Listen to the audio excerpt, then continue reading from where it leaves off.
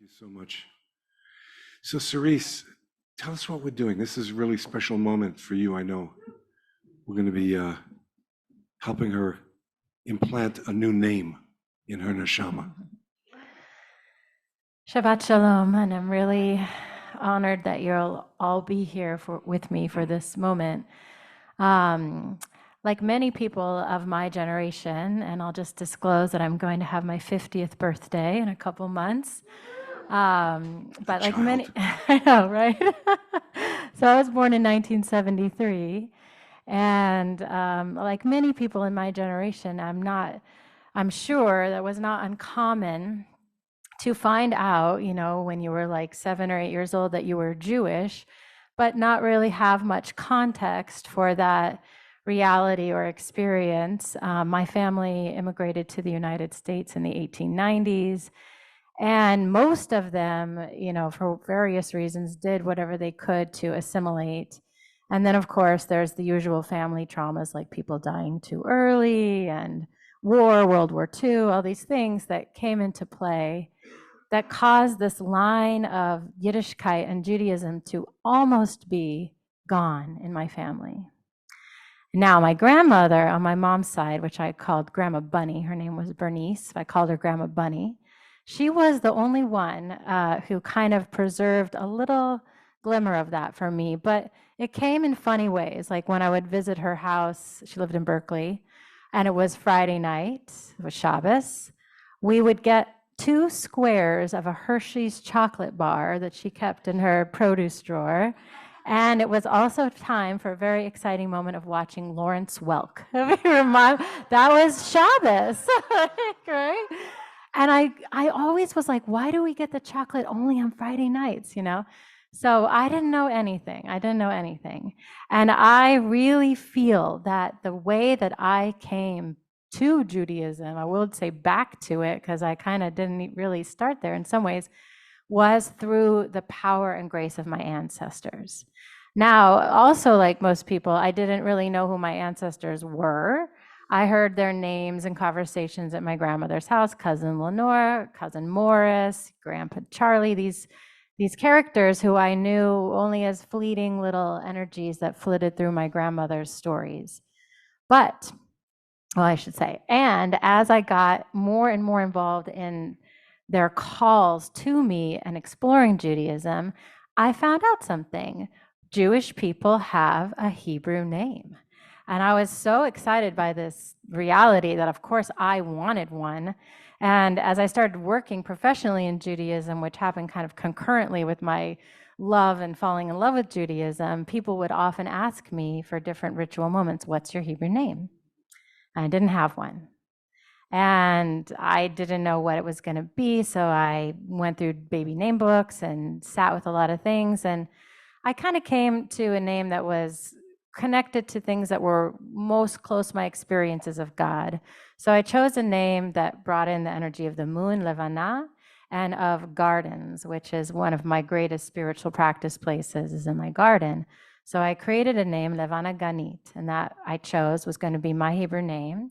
And it felt to me like it synthesized some primary essences of who I was and how I was going to approach Judaism as a champion for women and for Gaia and for all these things.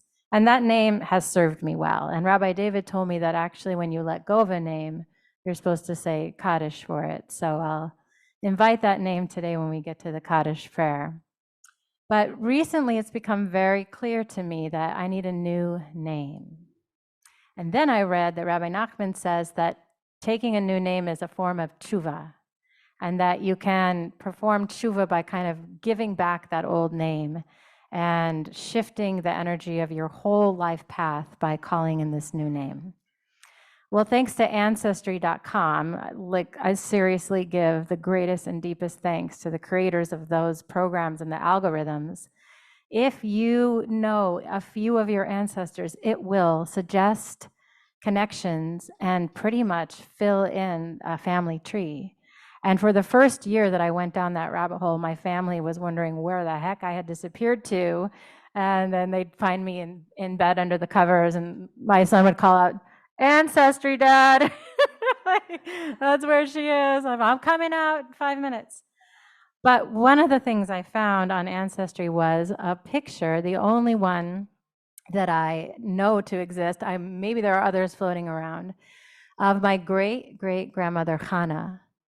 And this woman was the woman, whenever my grandmother told a story, this woman was the woman who set her table for Passover with the most sparkling glasses and whose home welcomed an enormous family into its doors for every Jewish holiday. And when my grandmother Bunny would talk about her grandmother Hannah, it was with that feeling of the link to Yiddishkeit, the link to Judaism.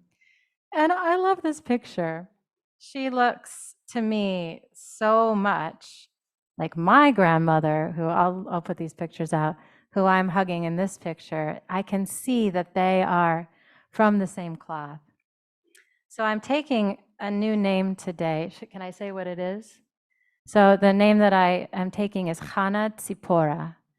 And Chana for my great-great-grandmother, and the thread of Yiddishkeit that she held in my family that somehow sparkled and wove its way to me. And I picked up that thread and am stitching a whole life out of it. I know that she is with me and smiling on me, and I'm carrying her. It's traditional to be named after an ancestor who's died. And so I'm calling in her name into my neshama as a force of strength, a force of depth, a force of love for Yiddishkeit, a force for bringing Yiddishkeit forward, for opening my home and my heart to be a place to celebrate that. And then Sipora was her mother. And also my grandmother's mom was called Birdie. And that's what we called her, Grandma Birdie.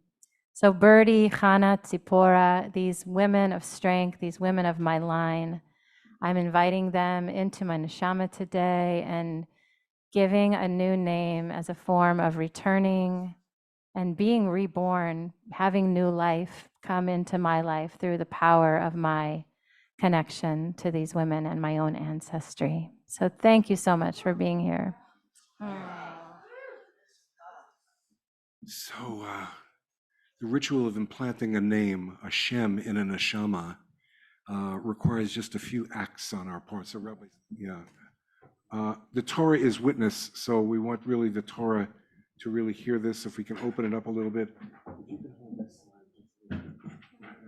Great, great. And Cyrise, would you go right up to the Torah, please? You know, we do baby namings in Jewish Renewal. We actually float the baby over the Torah. But she's almost 50, okay? So she's just, I know she's a child. I'm sure we could do it. We won't do that. But I really want us to envision Shem, name, neshama, soul, the name really entering deeply, deeply in her soul. And maybe this also is Mechayeh HaMetim. This is an awakening of your ancestors. Okay. Hannah. This name is actually made of two parts. Hannah, Het Nun, and Hey. Chen, it's beauty, but it's not just beauty, because beauty is yofi. Chen is something that includes the inner beauty of God. Chen Adonai, the beauty, the inner beauty of God. And with you, with the other name, you are actually the partner of Moshe Rabbeinu, the one who gave us the Torah, as Tzipora was his wife. And she was the one that made sure that he follows the Yiddishkeit that was commanded to us. So these two names strengthen what you are doing here, what you are destined to do, your calling. And let it be so, and with so much blessings. And let us all say Amen. Amen. All right, Rabbi Sue.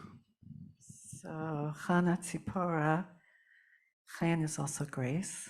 So Chana Tzipora is the graceful bird, which you are. Chana was a model for prayer, and Tzipora was a model for swift, holy action. Both were strong women who taught us how to honor God. And I love Gematria. I think Gematria holds a lot of secrets. So I did the Gematria of Chana Tzipora, and it came out to 454, which is the same as Yasimu La Adonai Kavod. We give God honor. Also Spider-Man. I don't know what that means.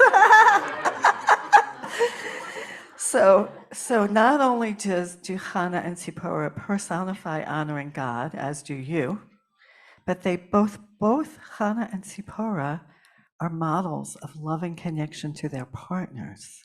And if you add up 4, 5, and 4, 454, you get 13, Ahava.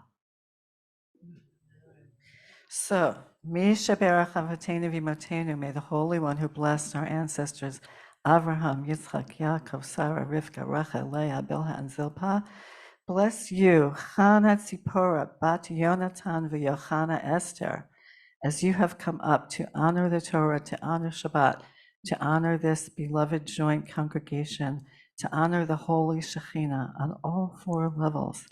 In Asiyah, may your embodiment of the graceful bird continue to fill the world with song, and may the Holy One bless you with vibrant health and ometz, strength. In Bria, may your learning as you grow towards your Rebbehood deepen, become richer, and more profound. In Yitzirah, may you continue to live a life in love, in deep connection with your beloved, your family, your community, and God. And in Atzilut, may the Holy One bless you with strength of spirit, deep insights into our traditions. May you continue to honor God, the Shekhinah, by transmitting our teachings, door l'dor, from a place of grace, beauty, and song.